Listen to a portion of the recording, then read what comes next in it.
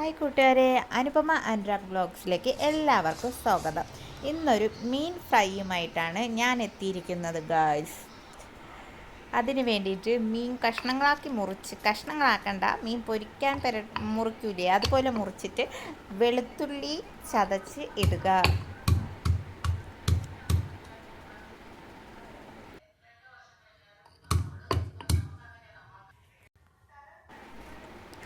നമുക്കപ്പോൾ അതിലേക്ക് വെളുത്തുള്ളി ഇടാം. വെളുത്തുള്ളി ഇട്ട ശേഷം നമുക്കതിലേക്ക് മുളക് പൊടി ഇടാം. എല്ലാവരും ഫ്രൈ ചെയ്ത് പോലെ തന്നെയാണ്. മുളക് പൊടി ഇടുക, അത് ആവശ്യാനുസരണം ഇട്ടാൽ മതി. മഞ്ഞപ്പൊടി ഇടാം, ഉപ്പിടാം. ഞാൻ ഇത്രയൊക്കെ ചേർക്കോളെ, ഞാൻ സാധാ നോർമൽ രീതിയിലുള്ള ഫ്രൈ ആണ്. കറിവേപ്പില ഇടാം, എന്നിട്ട് കുഴയ്ക്കുക.